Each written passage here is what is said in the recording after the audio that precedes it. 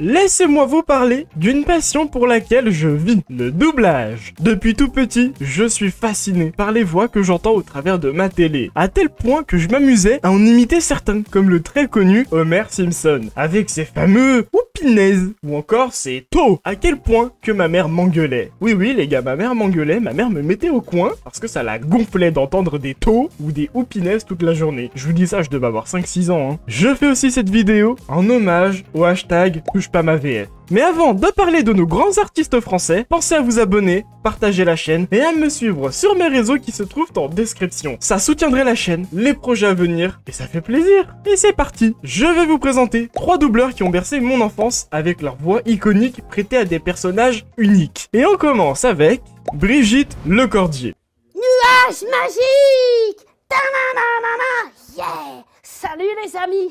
Cette voix, vous l'avez sûrement entendue quelque part, c'est la voix française de Oui Oui, ou encore Sangoku Petit. Né le 14 avril 1956 et aujourd'hui âgé de 69 ans, quand même, il y a un palmarès. Brigitte Lecordier a étudié dans l'école de cirque d'Annie Fratellini pour y apprendre le métier de clown. Mais saviez-vous que cela n'était pas sa première vocation? Car oui, elle a avant effectué des études scientifiques. Mais s'enlaçant, elle trouva refuge dans la comédie. Ses premiers pas dans le monde artistique se basaient sur des mises en scène dans des pièces théâtrales, à la radio ou encore à la télé. Mais sa vraie première expérience professionnelle débuta en 1988 pour l'audition d'un nouvel animé provenant tout droit du Japon, ayant pour but de trouver une adaptation française. Et oui, je parle bien de Dragon Ball. Elle décrocha le rôle du petit singe sans difficulté et ainsi naquit ce personnage à la voix innocente. Bon, alors, tu peux venir chez moi, je serai gentille avec toi parce que t'es une fille.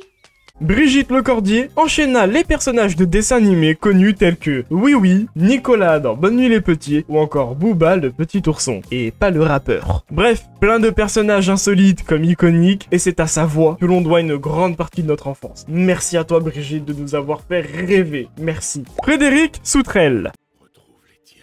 Tu es libre. Sa voix vous dit sûrement quelque chose, c'est normal, ce n'est nul autre la voix française de Kratos, des derniers opus sortis en date. Frédéric Soutrel est le nom à qui l'on doit cette voix bien imposante. Né le 3 juin 1972 et aujourd'hui âgé de 52 ans, il débute ses études à l'école Florent pour y suivre des formations d'art dramatique. Tout de suite repéré, il débute dans le milieu de la comédie avec la mise en scène de la valse à gifles de Léon Carsanti. Les années passent et il trouve un penchant pour les jeux vidéo, à tel point qu'on retrouve sa voix dans la quasi-totalité des jeux à succès, comme Black Ops Cold War, prêtant sa voix à Russell Adler, Rainbow Six, prêtant la voix à Tachanka, ou plus ancien encore, Diablo 3, à Asmodan. Je ne sais pas si on dit Asmodan ou Asmodan, vous allez me détruire les fans de Diablo, je suis désolé. On peut facilement compter une centaine de jeux vidéo dans lesquels il prête sa voix à différents personnages, qui sûrement auront forte carrure au vu de la voix imposante que nous propose ce cher Frédéric. Il prospère aussi dans les animés, mais là, la liste est longue, donc voici les différents personnages les plus connus qu'incarne notre doubleur français, prouvant qu'il excelle dans ce domaine.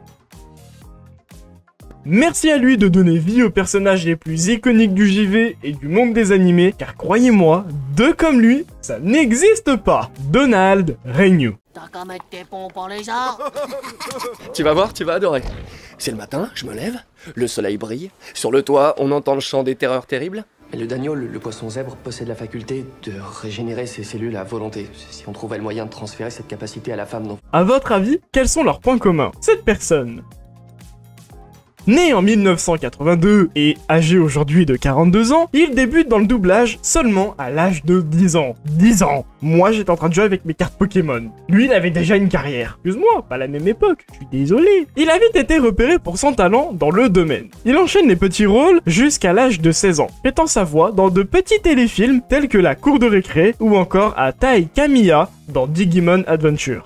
C'est en 2001 que son aventure débute vraiment, car tout s'enchaîne, avec le dessin animé Titeuf, puis en 2005 avec la radio Énergie, dont il devient la seconde voix off, puis encore en 2010, ça en fait des choses hein, l'année dans laquelle il prête sa voix au personnage d'Harold Pendragon. Et vous connaissez la suite, il devient la voix française de Spider-Man, l'une de ses plus grandes fiertés par ailleurs. Il a déjà été interviewé, et il le dit à plusieurs reprises, Spider-Man, c'est sa plus grande fierté. Je vous passe pas mal d'autres personnages à qui il a pu prêter sa voix, car la la liste serait encore très longue. En tout cas, merci à toi Donald d'avoir fait partie de mon enfance. Messieurs, dames, c'est la fin de cette vidéo. Elle était plutôt courte, je sais, mais ça me tenait à cœur un petit peu de parler de cette petite passion-là que j'ai à côté de YouTube.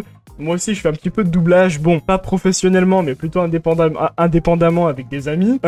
Si vous êtes intéressés, dites-le moi en commentaire. On fera des reacts ensemble et je vous les présenterai en live. Et puis, on fera ça ensemble. Pensez à vous abonner, à partager la chaîne, à me suivre sur mes réseaux. Et puis moi, je vous dis à plus tard.